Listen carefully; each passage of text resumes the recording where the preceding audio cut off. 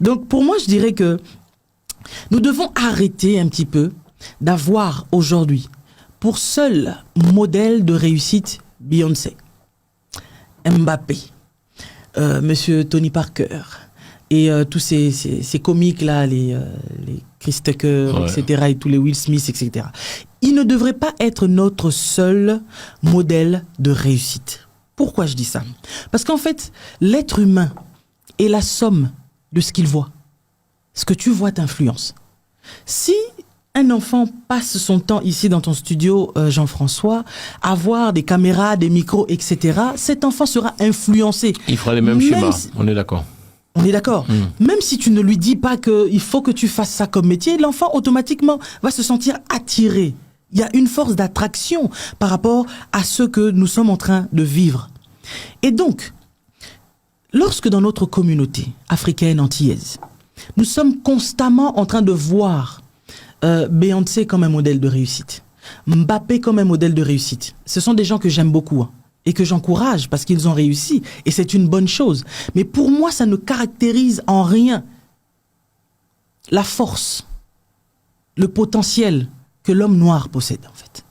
C'est, je l'ai dit la fois dernière, c'est nous mépriser, c'est nous minimiser que de nous arrêter simplement au niveau du chant, au niveau de la danse, au niveau de la course, au niveau de la cuisine. Tu vois? Donc c'est comme si oui, mais bon, vous savez, les Noirs, ils sont bons dans ça. En fait, sans même que je te dise quoi que ce soit, les Noirs, ils sont habiles à chanter facilement, à danser facilement. Et c'est pour cela que tout à l'heure, comme je disais, quand on regarde le modèle de réussite, quand toute une génération regarde la plupart de tous ces joueurs que nous connaissons, noirs, africains ou autres, ou antillais, réussir dans le monde du football, tu ne vois pas que toute notre génération, là, même la génération qui arrive, ils sont tous attirés à aller faire du foot. C'est ça. Et ils sont aussi très habiles. En fait, moi, ce que je comprends dans cela, c'est que ce sont des choses qui sont à l'intérieur. Et qui ne font qu'en fait, se refléter à l'extérieur. Ok? Ce sont des choses qu'ils ont. Mais aussi, c'est parce qu'en fait, il y a ce pouvoir d'attraction par le fait de ce que l'on voit. Ce que tu vois t'influence. Et parce que ça t'influence, ça crée en toi une force, en fait, qui démontre que tu as aussi les capacités de pouvoir émettre les mêmes ondes, de faire la même chose et d'être aussi bon. C'est pour cela que tu verras que on a beaucoup aujourd'hui, quand vous regardez tous ceux qui tiennent la musique aujourd'hui, même en France, les plus écoutés, ceux qui vendent les plus d'albums, ce sont des Noirs. Ok? Il y a aussi, bien évidemment, les chantres blancs qui sont là, mais en fait, je veux quand même un petit peu accentuer sur notre communauté. Ce qui est très important, en fait, c'est qu'on ne devrait pas s'arrêter juste là. Et pour cause, si notre jeune génération d'aujourd'hui pense qu'ils ne sont bons qu'à chanter, à courir, à danser, à faire du basketball, etc. et tout, mais c'est simplement parce que c'est le modèle de référence qu'on leur montre chaque jour. Ça veut dire, tu vois Beyoncé, tu vois Tony Parker, tu vois Mbappé, tu vois un tel, tu vois Usain Bolt.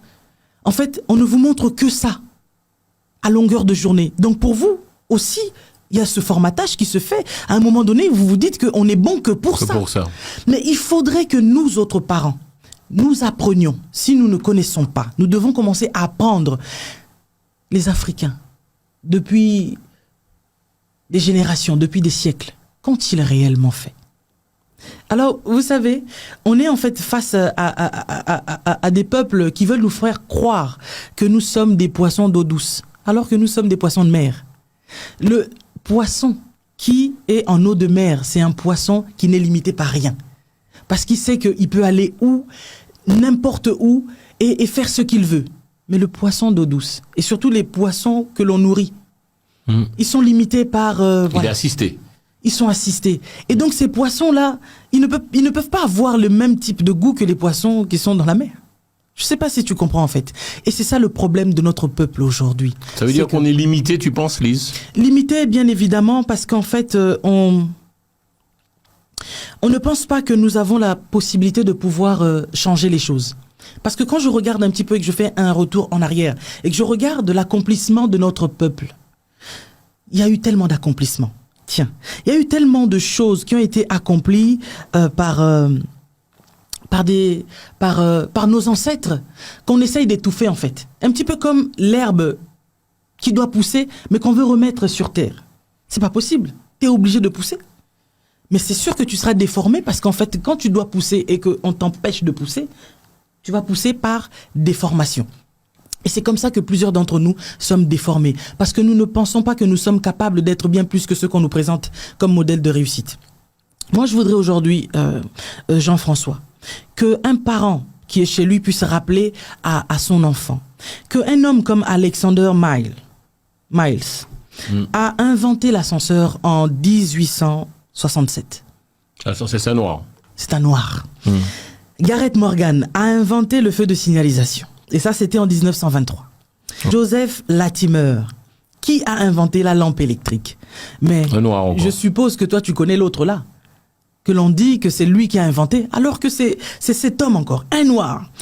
John Steinhardt, il a inventé le réfrigérateur. Cheikh Anta Diop, le dosage de la mélanine à partir de la peau. John V. Smith, il a inventé les freins de voiture. Encore un noir. William Barry a inventé la machine à composter. Benjamin Benker, l'horloge en bois.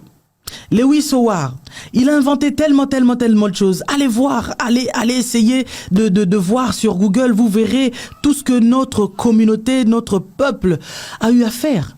Et c'est sur base de ces personnes-là que nous autres Africains devons en fait nous projeter. Ce sont eux les modèles de réussite.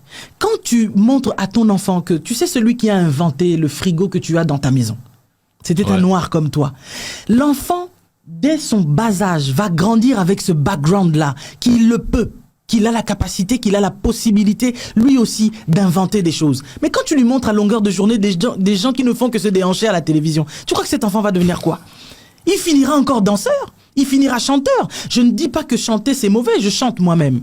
Tu comprends un peu? Mais je veux juste en fait qu'on puisse montrer cette autre image de nous que nous sommes. George Washington Carver qui a inventé le caoutchouc synthétique, et Sarah Bone qui a inventé la table à repasser, Sarah C.G. Walker qui a créé le défrisage chimique, Gareth Morgan qui a inventé encore le masque à gaz, James Cooper qui a inventé le système de sécurité des ascenseurs, Elijah McCoy qui a inventé les lubrifiants de moteur, Cheikh Modibo Diarra.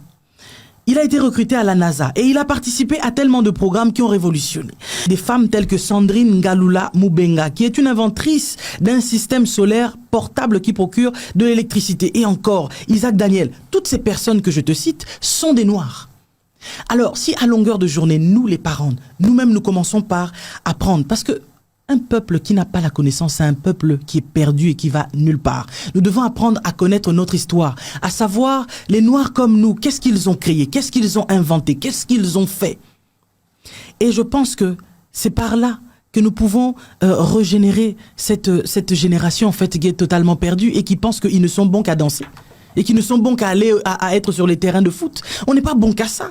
On est bon à bien plus que ça. Tiens, en 2021 encore, on disait sur un journal qu'il y avait plus de 500 000 œuvres d'art africains qui sont saisies ici dans les musées.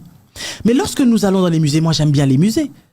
Quand je vais voir tous ces statues, ces œuvres d'art africains, qu'est-ce qu'ils font dans les musées ici? Est-ce que le peuple africain a donné ces œuvres-là?